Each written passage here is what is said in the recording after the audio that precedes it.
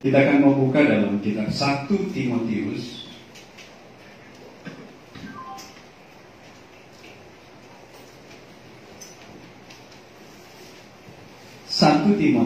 pasalnya yang ke-6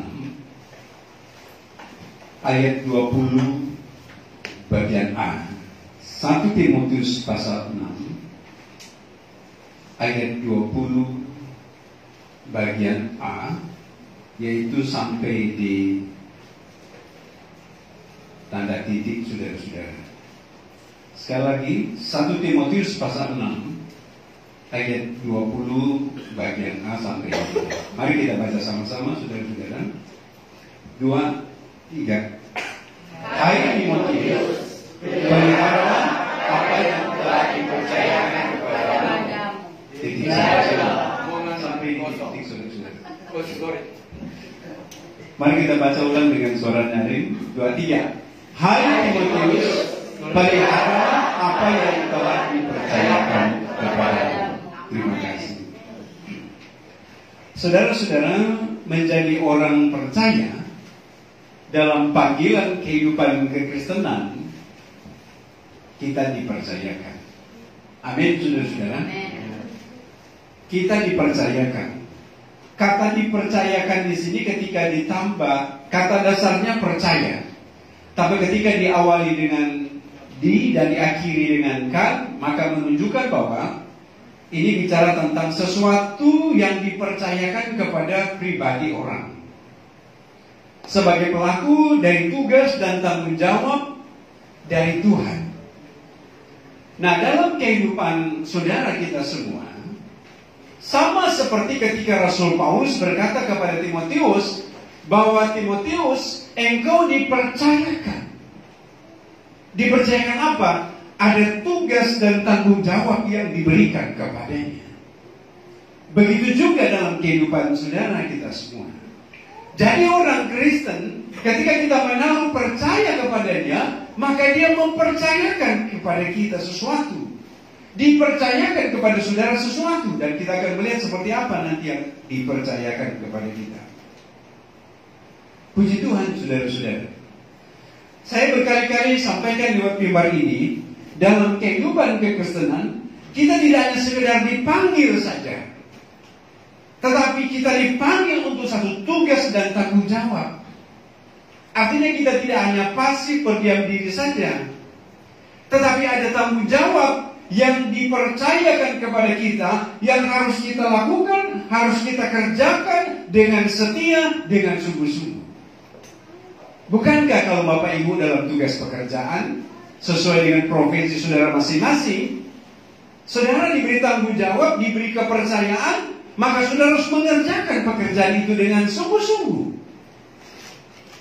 Tidak ada dalam satu instansi, salah satu institusi, entah di perusahaan swasta, entah perusahaan pemerintah, ketika engkau diberi tanggung jawab, dipercayakan sesuatu, lalu ketika engkau nggak kerjakan itu. Kalau ketika engkau nggak kerjakan itu, maka tentu engkau akan kena sanksi. Apakah pemecatan, penurunan jabatan, atau nggak dapat gaji, saudara-saudara. Kalau ketika engkau tidak mengerjakan sesuatu yang dipercayakan kepadamu. Saudara, ada orang Kristen yang tidak memahami, dia merasa cukup dia menjadi orang Kristen.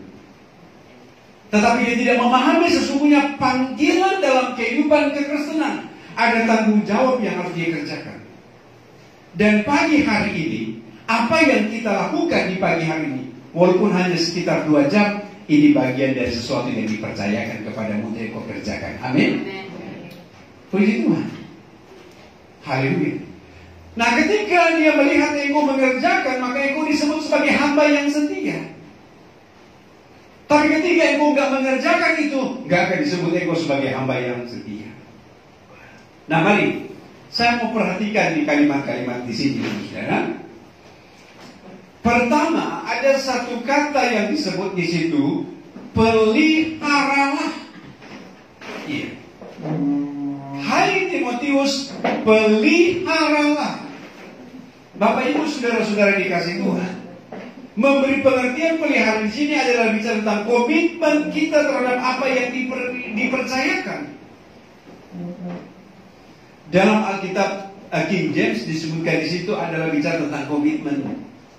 Sesuatu yang dipercayakan kepada kita untuk kita menjaga dan memelihara sebagai satu sikap dalam kehidupan kita untuk benar-benar mau sungguh-sungguh mau melakukan itu.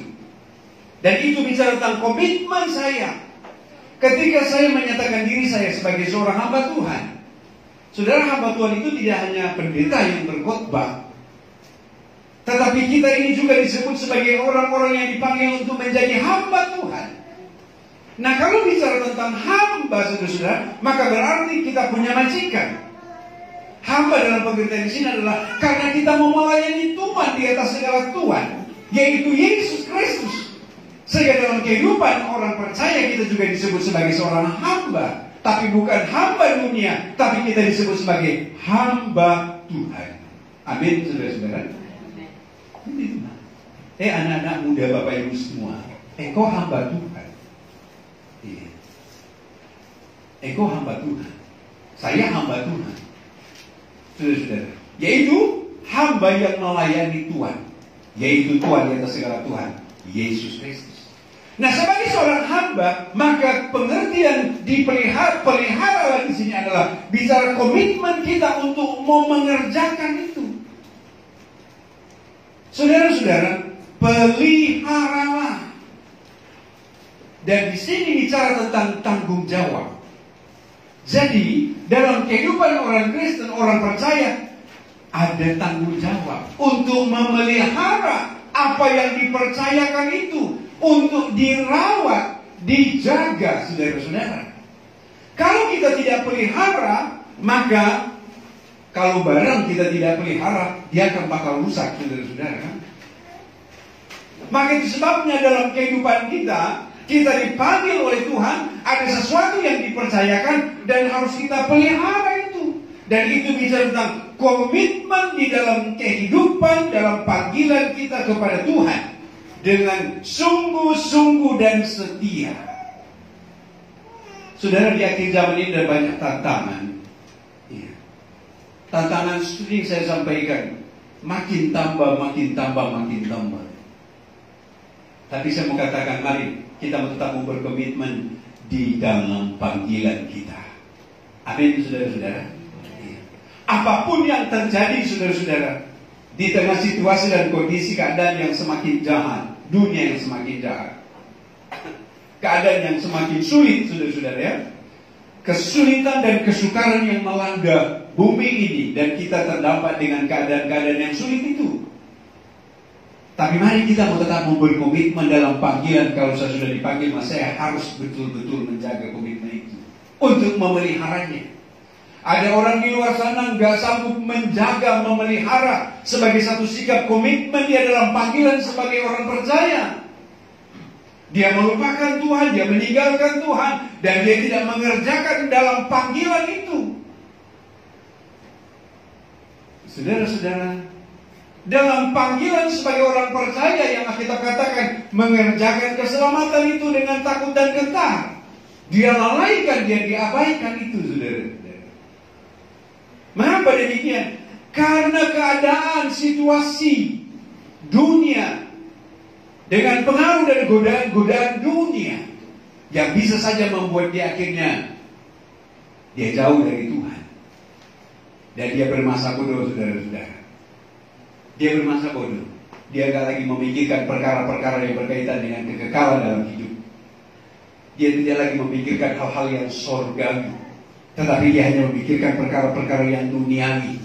Yang demikian, maka tidak akan bisa didapati dia sanggup untuk memelihara. Saudara-saudara, tidak akan sanggup untuk memelihara. Peliharalah sebagai satu sikap komitmen di dalam kehidupan kita untuk kita mengerjakan itu dengan sungguh-sungguh, dengan setia. Haleluya. Puji Tuhan. Amin, saudara-saudara. Iya. Saudara, kita patut bersyukur kalau Tuhan telah memanggil engkau, Tuhan telah memanggil saya dalam panggilan iman untuk menaruh percaya kepadanya. Dan ketika kita menaruh percaya, ketika kita merespon dia, maka dia memberi kepercayaan kepada kita. Sama kan, saudara-saudara? Iya. Ini saya contoh ini misalnya nih Andreas. Iya. Dia kerja di kantor, dia punya bawahan. Ketika bawahannya ini dia percaya, maksudnya karena orang yang di bawahnya ini merespon dia, maka pasti dia akan berikan tanggung jawab.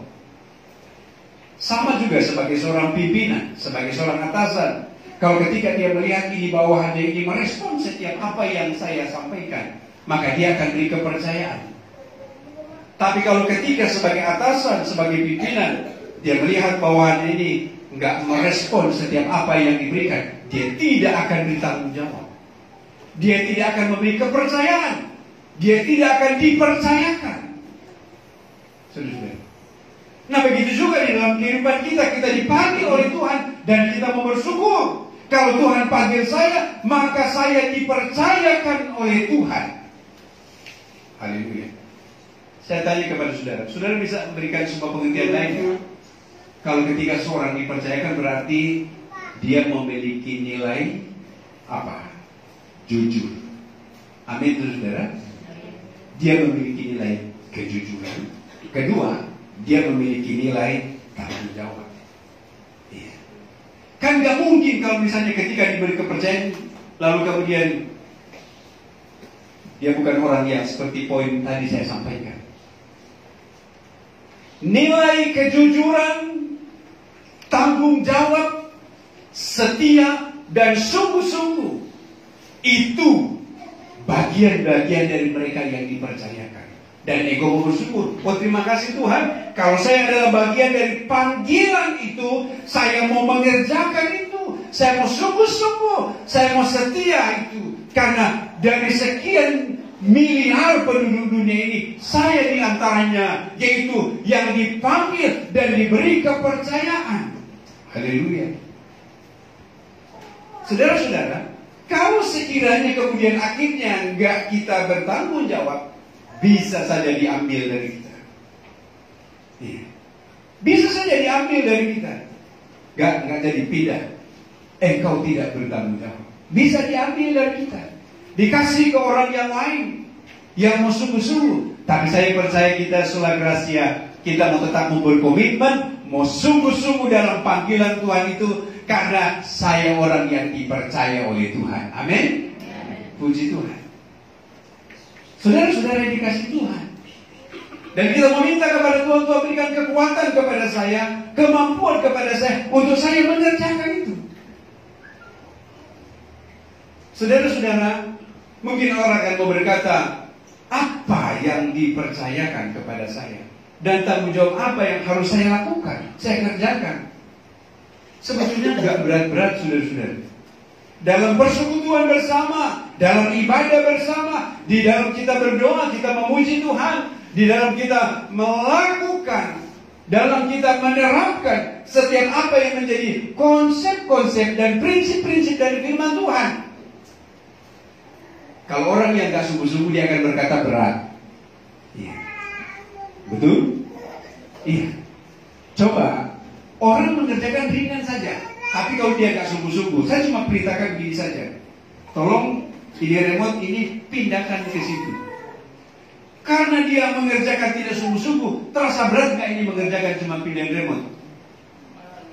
Berat tidak? Berat. Kenapa? Karena ini tidak didasari dengan kesungguhan. Maaf kata misalnya ketika saya coba berikan sebuah rekonstruksi. Ini orang yang gak sungguh-sungguh kan? Jadi dia rasa berat. Ini kayak seperti dia sedang memikul beban yang 100 kg. Nah, jadi rasanya. Nah, ada beban karena dia tidak sungguh-sungguh. Tetapi kalau orang sungguh-sungguh, dia mau mengangkat ini keyboard, dia kerjakan dengan sungguh-sungguh. Ini keyboard, kemarin ada yang angkat, Daniel yang angkat ini keyboard. Saya bilang, ini keyboard ini kurang lebih beratnya, ada kali 30 kg di keyboard. 20 atau 30 kg berat. Saya bilang sama Daniel ini berat. Dan memang benar, dengan kekuatan yang maksimal diangkat. Ini berat. Tapi keyboard ini berat. Tapi ketika kita mengerjakan dengan sungguh-sungguh, saya tanya sama saudara-saudara, berat atau ringan ini pekerjaan? Ringan. Walaupun bobotnya berat, tapi akan menjadi ringan karena mengerjakan dengan sungguh-sungguh, mengerjakan dengan setia. Amin, saudara-saudara. Puji Tuhan. Nah, itulah komitmen kita dalam panggilan untuk mengerjakan sesuatu yang Tuhan percayakan kepada kita. Kita kerjakan dengan sungguh-sungguh, bahkan tidak dengan berbantah-bantah. Kalau dengan berbantah-bantah maka akan menjadi berat. Saudara, kalau ketika kita melihat keadaan yang kita jalani, apa yang ada di dunia ini memang terasa berat. Betul, saudara. Menjalani hari-hari yang kita jalani ini memang terasa berat.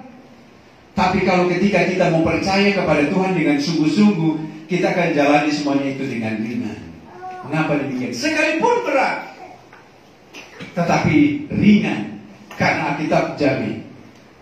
Firman berkata, bersama aku kamu dapat mengerjakan perkara yang besar. Saudara-saudara dikasih Tuhan, bersama dengan Tuhan akan menjadi ringan.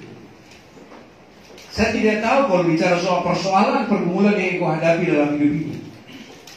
Mungkin aku berkata berat, tapi ketika engkau mau berkata di dalam dirimu, enggak, aku ada bersama dengan Tuhan, Tuhan ada bersama dengan saya, maka akan ringan engkau menghadapi semua persoalan dan pergumulan itu. Mengapa persoalan itu merasa menjadi berat di dalam kehidupan kita? Pertama, karena kita tidak melibatkan Tuhan, kita mengandalkan diri kita sendiri. Sehingga beban itu akan menjadi berat di dalam kita karena kita tidak melibatkan Tuhan. Kita mau berjalan sendiri dengan jalan kita. Tapi ketika kita mau melibatkan Tuhan dalam setiap pergumulan yang kita hadapi, maka itu akan menjadi ringan di dalam hidup. Kok bisa demikian? Tuhan akan berikan kekuatan, Dia berikan kemampuan di dalam kehidupan kita. Sehingga sekalipun besar persoalan, berat persoalan secara manusia, saudara, tapi berjalan bersama dengan Tuhan, Tuhan berikan kepada kita kemampuan dan akan menjadi ringan semuanya itu. Saya mau balik kata di sini. Peliharalah. Dan kalau kita dipelihara, peliharalah. Ini bicara tanggung jawab dan komitmen kita untuk mau mengerjakan dengan sungguh-sungguh. Sebagai satu tanggung jawab dalam kehidupan kita di dalam Tuhan. Saudara-saudara kasih Tuhan. Lalu kemudian berikut dalam pengertian di sini saya mau baca bagi saudara-saudara. Untuk memelihara. Ya, mari Rocky, mari sini. Ini ponakan saya ini. Ada kursi di depan. Iya. Ini sini ya. Ini ponakan saya tadi WA kepada anak saya. Ya.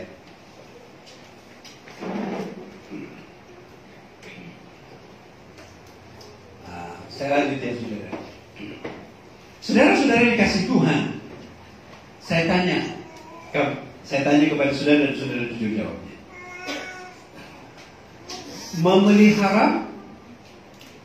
Memelihara atau inilah. Ini jam yang ada di bibir sini, saudara. Ini jam untuk kita pelihara. Memelihara ini butuh ekstra tenaga pikiran. Iya. Memelihara juga waktu. Lalu kemudian saya balik sebaliknya. Kalau ini untuk dirusak, mana lebih gampang, memelihara atau merusak? Lebih gampang mana? Merusak. Saudara-saudara mau merusak ini barang gampang. Maka saya memberi pengertian kepada kita untuk memelihara itu gak gampang. Tidak gampang. Memelihara iman, percaya kita kepada Tuhan tidak gampang. Saudara, mungkin ada banyak fitnahan, sindiran, singgungan. Tapi karena saya mau memelihara iman, ini konteks iman kepada Timotius, saudara ya. Untuk memelihara itu, butuh pengorbanan. Bagaimana mungkin saya bisa memelihara ini kalau saya disinggung, saya disakiti, iya, saya dicemooh. Saudara-saudara, gak gampang untuk memelihara iman, menghadapi tantangan, banyak masalah, banyak persoalan, banyak pergumulan. Lebih gampang mendingan ini konteks kalau orang yang gak sungguh-sungguh ya, dia akan lebih berpikir begini, daripada gua korban, daripada gua menderita begini terus, ya sudahlah. Kehilangan kemampuan untuk bertahan, untuk memelihara apa yang dipercayakan kepadanya. Dan terkadang orang dunia lebih memilih itu. Hal yang gampang, yang instan, yang gak akan terdampak dalam dirinya, sehingga wah, gua setiap hari menderita, gua setiap hari sakit hatiku, gua setiap hari begini dan begini dan begini. Sampai kapan persoalan pergumulan ini saya alami dalam hidup ini? Ada hal yang instan yang akhirnya rusak. Dia gak sanggup lagi pelihara itu iman, percayanya kepada Tuhan. Dan ada banyak orang di luar sana demikian. Mereka gak mampu, mereka gak sanggup lagi memelihara iman. Mereka gak sanggup lagi memelihara tanggung jawab yang Tuhan berikan. Sehingga akhirnya mereka meninggalkan Tuhan, mereka melupakan Tuhan, mereka menjauh dari Tuhan. Maka saya memberikan sebuah konteks ini, maka sudah rusaklah dia. Lebih gampang merusaknya daripada dia memelihara, saudara-saudara. Maka itu sebabnya saya mau sampaikan kepada kita, di dalam memelihara tanggung jawab dalam panggilan iman Kristen memang butuh pengorbanan. Saudara, butuh pengorbanan dalam hidup pribadi, dalam kehidupan keluarga, dalam pekerjaan. Beberapa waktu yang lalu, saudara, selesai kebaktian di sini, kurang lebih bulan yang lalu, ada jemaat dia minta untuk konseling dengan saya. Saya pun juga secara manusia prihatin, tapi saya punya keyakinan pasti Tuhan tolong, ada maksud Tuhan yang baik dari segala sesuatu. Ketika konseling, saudara-saudara, dia ada posisi sebagai seorang manajer. Saya juga baru tahu ternyata dia manajer di salah satu perusahaan. Dan saudara tahu, dia sebagai seorang manajer berarti dia punya gajinya besar. Lalu kemudian tiba-tiba tanpa alasan yang jelas, lalu kemudian dia diturunkan dari manajer turun menjadi apa di bawah manajer ya? Supervisor ya? Iya, dia diturunkan jadi supervisor. Gajinya juga turun. Padahal dia bekerja sudah 15 tahun di perusahaan ini. Masalah ini baginya, persoalan baginya ini. Diturunkan dari manajer menjadi supervisor dan gajinya juga diturunkan. Dan dia nggak bisa menerima ini. Dia siap pasang badan karena dia merasa dia tidak buat kesalahan. Dan puji Tuhan, ketika dia konseling dan saya berikan masukan kepadanya, saya bilang pasti Tuhan tolong ada maksud Tuhan di balik dari semuanya ini. Tetap percaya kepada Tuhan. Kalau toh ini niatnya dari orang yang tidak bertanggung jawab, kita doakan orang-orang itu supaya niat orang-orang jahat ini dipatahkan semuanya. Saudara-saudara kasih persoalan. Kalau bagi orang lain dia nggak sungguh-sungguh, saudara-saudara, dia bisa ambil jalan instan yang lain. Saya orang Kristen yang sungguh-sungguh, saya orang Kristen yang sudah setia, tapi dia kehilangan komitmen, dia bisa salahkan sana sini. Apa terjadi? Dia bisa salahkan Tuhan. Kok kenapa terjadi begini? Kenapa terjadi begitu? Dia bisa jauh dari Tuhan karena masalah yang dia hadapi, saudara-saudara. Itu hanya hal yang kecil saja, saudara. Belum dalam hal-hal yang lain yang mungkin saudara hadapi dalam hidup ini. Tapi saya mau katakan kepada kita, jangan sampai kau terpengaruh dengan keadaan-keadaan yang ada di sekitarmu, yang menjadikan akhirnya kau menjadi rusak karena kau kehilangan komitmen dalam panggilan, untuk akhirnya tidak lagi memelihara iman, untuk engkau tidak lagi memelihara tanggung jawabmu di dalam Tuhan, hanya karena masalah perkara-perkara duniawi, hanya masalah soal hal yang jasmania, hanya menyangkut soal-soal hal yang berkaitan dengan materi, lalu kemudian engkau rusak, engkau nggak bisa memeliharanya itu, maka saudara-saudara, kita akan kehilangan nilai kekekalan dalam hidup ini. Alkitab mengajarkan engkau harus bertahan sampai akhir. Kata bertahan di sini memberikan indikasi bahwa apa saudara? Memberi indikasi kata siapa yang bertahan sampai akhir. Bertahan ini memberi indikasi berarti adanya kesetiaan. Indikasinya kalau kata bertahan berarti ada persoalan di balik dari kata bertahan. Nah, untuk supaya kita setia. Betul. Sudah. Kesetiaan dari saudara dan saya untuk tetap bertahan. Alkitab berkatakan dalam tulisan firman Tuhan, hendaklah engkau apa? Tetap kuat dalam Tuhan. Berdirilah apa?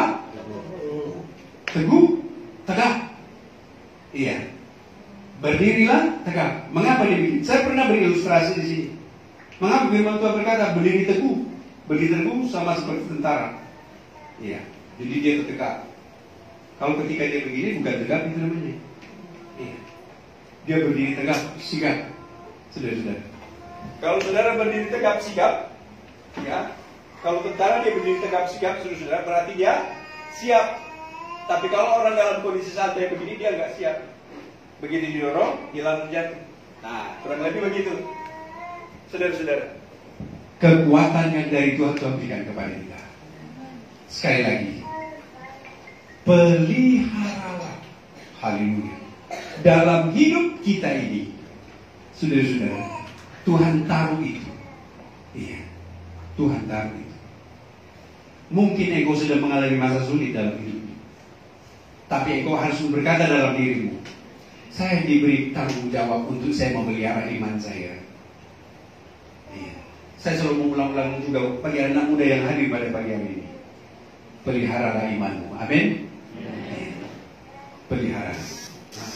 Jangan sampai dirusak iman oleh keadaan-keadaan yang ada. Lalu kemudian berikut ada satu kata juga yang disebutkan di situ.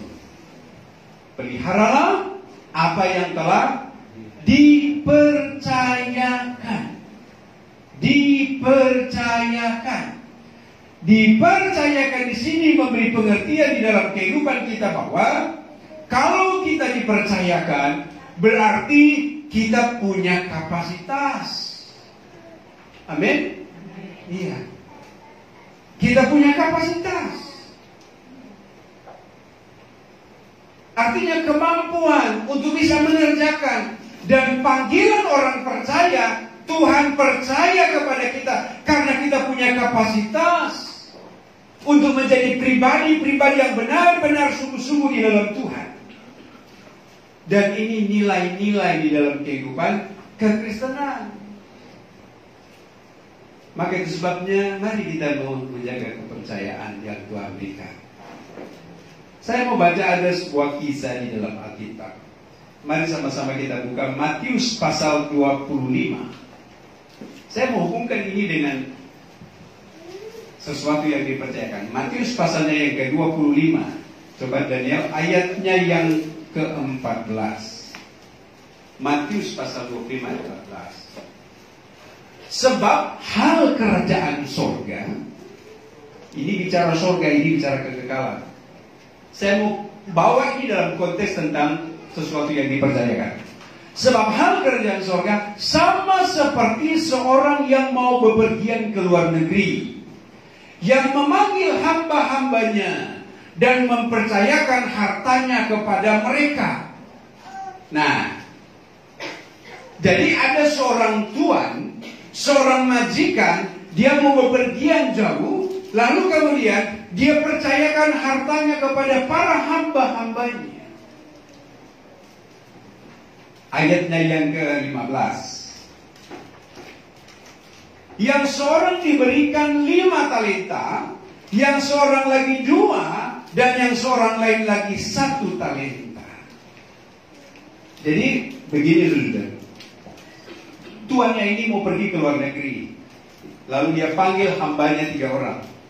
Lalu dia percayakan 1 kepada dia percayakan yang satu 5 talenta ini bukan bicara uang ya saudara. Yang satu dia percayakan 2, yang satu dipercayakan 1. Lalu pergilah dia. Dia pergi. Dia pergi dalam Alkitab tidak menulis dia pergi itu berapa lama baru dia balik lagi. Sebab di situ langsung ditulis pada kisah selanjutnya. Dia pergi. Kalau saya ini memberi pengertian begini. Ketika Kristus datang ke dalam dunia lalu kemudian dia pergi ke surga. Dia menyediakan tempat bagimu. Tapi ketika dia pergi ke surga, saudara-saudara, dia memberikan tanggung jawab kepada kita yang suatu saat nanti kita harus kembali mempertanggungjawabkan kepadanya apa yang dipercayakan. Saudara-saudara dikasih Tuhan. Iya. Maka ketika dia akan pulang, tuannya ini pulang, dia akan panggil satu-satu. Hei, A, saya selama pergi, saya percayakan kepada engkau 1 talenta. Mana tanggung jawabmu? B, selama aku pergi, saya percayakan kau 2 talenta. Mana tanggung jawabmu? C, selama saya pergi, saya percayakan 5 talenta. Mana tanggung jawabmu? Kalian bertiga harus mempertanggungjawabkan di hadapan saya sebagai yang memberikan kepercayaan. Bapak Ibu saudara, kelak ketika Yesus datang pada kali yang kedua, dia akan tanya itu kepada kita. Saudara, dia akan tanya. Kalau mungkin dengan kalimat saya akan mau berkata, ketika panggil satu-satu, maaf saya izinkan saya menyebutkan nama-nama yang ada di sini. Anak-anak muda saja lah. Ruben berdiri di depan. Ruben, selama saya pergi, ini kaum Yesus, selama saya pergi, tinggalkan dunia dan saya sudah bertanggung jawab. Banyak kepercayaan saya berikan. Bagaimana tanggung jawabmu? Engkau harus bertanggung jawabkan. Andreas, Daniel, ini anak muda yang disebutkan. Yos, ini. Selama kau hidup di dunia, ini aku bertanggung jawab. Bagaimana tanggung jawab? Dan Alkitab berkata, dalam tanggung jawab itu adalah pribadi sendiri yang mempertanggungjawabkan segala perbuatan diri sendiri. Seorang bapak tidak bergantung kepada anaknya. Anak tidak bergantung kepada bapaknya. Seorang istri tidak bergantung kepada suaminya. Suami tidak bergantung kepada istrinya. Demikian sebaliknya, masing-masing mempertanggungjawabkan perbuatannya masing-masing di hadapan Tuhan kita, yaitu Yesus Kristus. Saudara-saudara, maka itu sebabnya di dalam panggilan kehidupan kekristenan ada tanggung jawab yang harus kita kerjakan. Kalau saya bisa sebut, jangan malas engkau mengerjakan. Jangan tidak dengan sungguh-sungguh engkau mengerjakan tanggung jawab. Saya melanjut di sini. Apa yang terjadi? Ayatnya yang ke-16. Lanjut. Segera pergilah hamba yang menerima 5 talenta itu. Ia menjalankan uang itu lalu beroleh laba 5 talenta. Terus, ya, saya mau langsung pada terus, ya Daniel. Lama sesudah itu pulanglah Tuhan hamba-hamba itu. Terus, betul, mundur dulu di ayat 19. Lama sesudah itu pulanglah Tuhan hamba-hamba itu lalu mengadakan perhitungan dengan mereka. Setelah pulang, dia buat perhitungan. Terus, ayat 20. Hamba yang menerima 5 talenta itu datang dan ia membawa laba 5 talenta. Katanya, Tuhan 5 talenta, Tuhan percayakan kepadaku, lihat aku telah beroleh laba 5 talenta. Terus, saya percepat di sini, ayat 21. Ya. Maka kata tuannya kepadanya, baik sekali perbuatanmu itu, hai hambaku yang setia. Nah, sampai situ dulu ya, Daniel ya. Saudara begini, ketika didapati seorang hamba yang dia mengerjakan dengan sungguh-sungguh, tuannya berkata begini, baik sekali perbuatanmu itu, hai hambaku yang baik dan setia. Haleluya. Baik sekali perbuatanmu itu. Baik sekali dan engkau setia. Saudara-saudara, saudara nggak bisa baca ya, karena ini ada tulisan di dinding di sini. Barang siapa, ini ada tulisan di dinding di sini. Itu ayat Alkitab yang ada di panggung sini. Barang siapa setia dalam perkara-perkara kecil, Ia setia juga dalam perkara-perkara besar. Lukas pasal berapa itu? 16 ayat 10. Saudara-saudara, baik sekali perbuatanmu itu, engkau hambaku yang setia. Saudara masih mau tetap setia? Di tengah tantangan? Di tengah masalah? Di tengah pergumulan? Di tengah penderitaan? Bilang amin, saudara-saudara. Jangan ketika penderitaan, cuma gua setia. Iya. Saudara-saudara, dalam bingkai orang percaya kekristenan bahwa saya yakin Tuhan tidak pernah membiarkan kita, dan Dia tidak akan memberikan ujian melebihi kemampuan kita. Amin, saudara-saudara. Dan saya percaya Dia sumber kemampuan dan kekuatan yang akan memampukan saudara-saudara. Kalau toh engkau sedang menghadapi masalah yang sedang engkau hadapi, kok gua menghadapi begini ya? Kok gua menghadapi begini? Ini konsep manusia. Waktu kapan selesainya? Saya hanya mau sampaikan kepada saudara, engkau orang yang paling berbahagia. Kok kenapa berbahagia di tengah persoalan pergumulan yang aku hadapi, yang saya hadapi? Justru disitulah yang Rasul Paulus katakan, di saat aku lemah, maka di situ aku kuat. Haleluya. Iya. Ada di antara saudara-saudara sedang mengalami masalah yang bertubi-tubi, tapi engkau mau tetap kuat. Engkau akan disebut hamba yang setia. Engkau yang sedang mengalami tekanan yang keras sekali, tetapi engkau tetap mau setia kepada Tuhan. Engkau hamba sekali perbuatanmu. Engkau hamba yang baik dan setia. Saya tanya saudara-saudara, ketahanan mana yang paling kuat dengan orang yang terbiasa dengan beban berat, dengan orang yang gak terbiasa dengan beban berat? Ketahanan mana yang paling kuat? Nomor 1. Yang mana, Pak? Yang pernah mengalami beban berat. Saudara. Ada sebuah ilustrasi begini. Ada 2 anak main di hujan. 2 anak main di hujan. Biasa kalau hujan, mereka suka lagi main-mainan. Lalu kemudian begini, setelah setengah hari hujan, 2 anak ini main, kehujanan, ketawa ketiwi mereka lagi-lagi di lapangan. Sudah. Setelah itu pulanglah. Pulang ke rumah saudara-saudara. Anak si A besok paginya dia masih berangkat sekolah. Lalu kemudian anak yang si B nggak masuk sekolah. Begitu di sekolah, guru tanya, ini temanmu kok si B nggak masuk sekolah? Nggak tahu. Gurunya telepon ke orang tuanya, Bu, kenapa anak ibu nggak masuk sekolah? Kehujanan kemarin, Bu Guru, soalnya dia nggak terbiasa lari-lari kalau hujan. Beda dengan temannya itu. Temannya itu udah kebal dia, karena dia terbiasa dengan hujan-hujan. Saudara bisa mengerti maksud saya ya? Kalau saudara sedang mengalami masalah persoalan pergumulan, saya yakin percaya di sana firman Tuhan berkata, di saat aku lemah di situ aku kuat. Kita tidak mencari masalah ya saudara ya, supaya saya tetap teruji ketahanan saya, tidak. Tetapi engkau yang mengalami beban, engkau yang mengalami persoalan, Tuhan izinkan engkau mengalami itu, justru disebut engkau hamba yang setia, karena engkau terus diproses oleh Tuhan dan ketahanan terus terbangun di dalam engkau. Haleluya. Ayat 21, 22 ya, Daniel. Lalu datanglah hamba yang menerima 2 talenta, katanya 2 talenta percaya kepadaku, aku telah beroleh. Terus ayat 23, maka kata Tuhan itu kepadanya, ini yang setia juga, baik sekali perbuatan itu, hai hambaku yang baik dan setia.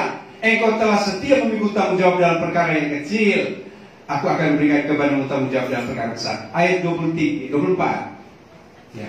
Kini datang juga hamba yang menerima 1 talenta itu dan berkata, Tuhan, aku tahu bahwa Tuhan adalah manusia yang kejam, yang menuai di tempat di mana Tuhan tidak menabur, dan yang memungut di tempat di mana Tuhan tidak menanam. Ini orang yang tidak sungguh-sungguh. Orang yang tidak sungguh-sungguh banyak alasan, saudara. Iya. Kalau istilah keren sekarang anak muda berkata apa?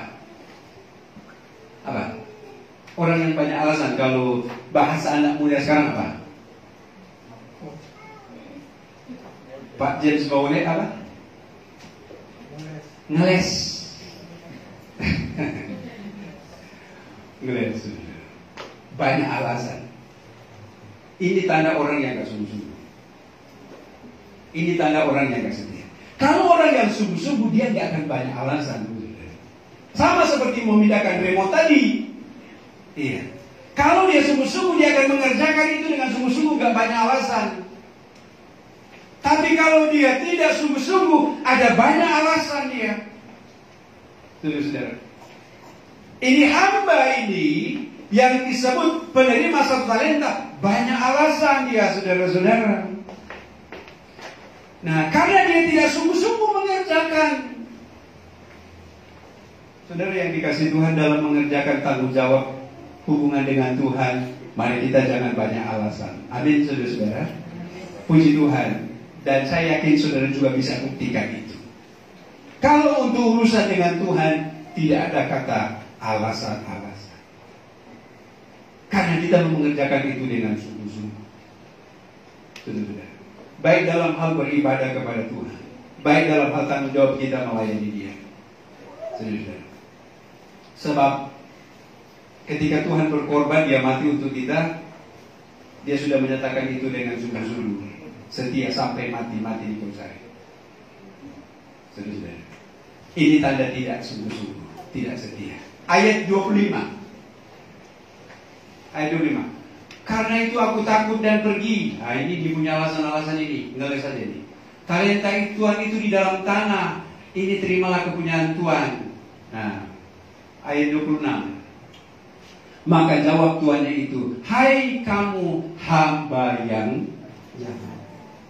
Hamba yang jahat adalah hamba yang tidak sungguh-sungguh, yang tidak mengerjakan sesuatu yang dipercayakan kepadanya.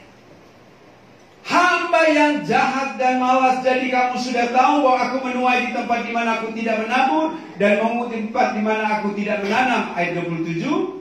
Ya, ini bicara tanggung jawab dalam panggilan iman Kristen. Karena itu sudahlah seharusnya uangku itu kuberikan kepada orang yang menjalankan uang. Terus ayat 28. Ya, sebab itu terus ayat 29.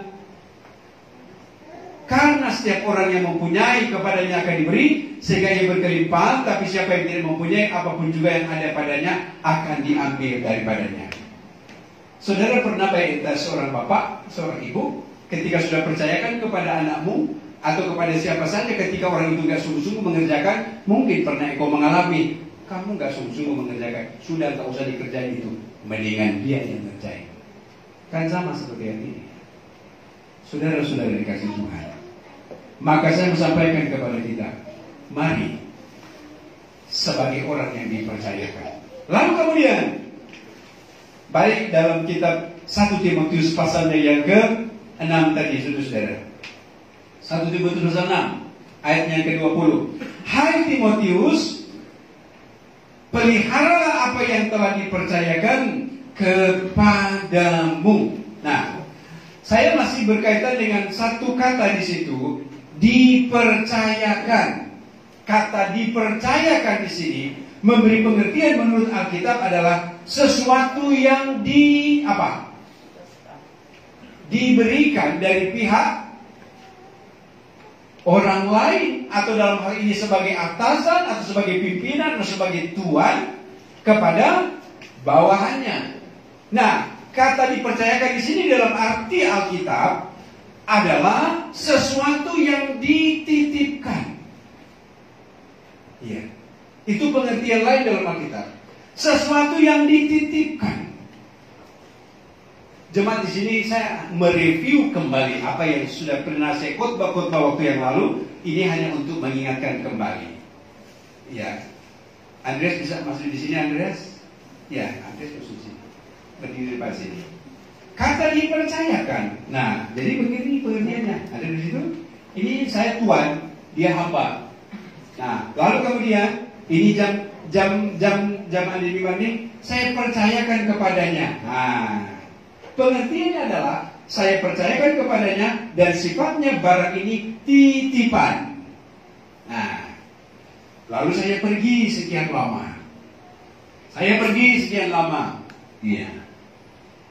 Dia kitab tadi dikatakan, lalu tuannya pulang. Dia tanya.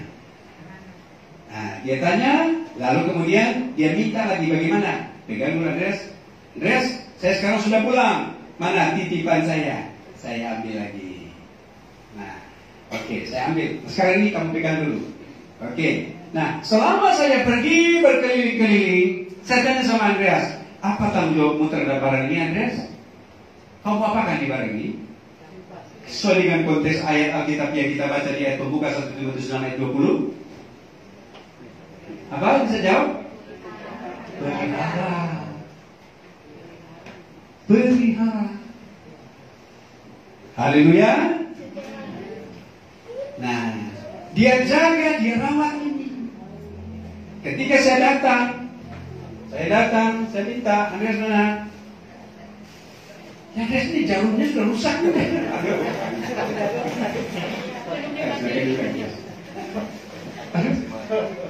Baru berapa menit, Andreas jarumnya sudah copot. Memang jarumnya sudah rusak. Tinggal kerjakan saja. Tapi seandainya, loh kok ini sudah rusak ini? Saudara-saudara, kalau sudah rusak tanggung jawab yang saya berikan kepadanya, kalau secara hukum saya akan bisa proses dia kan? Dia tidak bertanggung jawab. Dan kalau benar ini memang perbuatannya sehingga rusak, dia ada sanksi hukum. Dari ketidaktanggung jawabnya dia di dalam memelihara. Saudara-saudara, begitu juga terhadap Tuhan di atas segala Tuhan.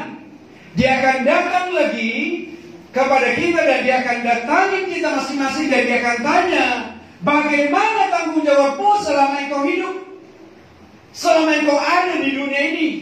Iya, engkau mengerjakan dengan tanggung jawab, engkau memelihara itu dengan sungguh-sungguh, engkau memelihara itu dengan setia atau tidak?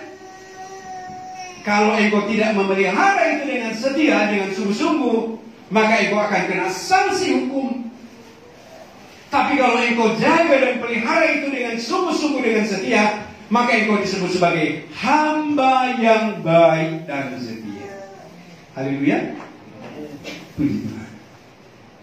Saudara, engkau jangan menganggap enteng dirimu itu. Di dalam pribadimu itu ada titipan yang Tuhan taruh. Ada sesuatu yang Tuhan taruh. Dari kita yang ada di ruangan ini kurang lebih ada berapa dalam ruangan ini ya? Kursi yang ada di sini ada 70 saudara. Semua kita tidak ada yang terkecuali. Tidak ada yang terkecuali. Semua kita ada sesuatu yang Tuhan titip kepada kita. Semua, tidak ada yang terkecuali. Semua ada yang Tuhan taruh dalam kita. Sekarang yang menjadi persoalan, apakah engkau memelihara itu dengan baik?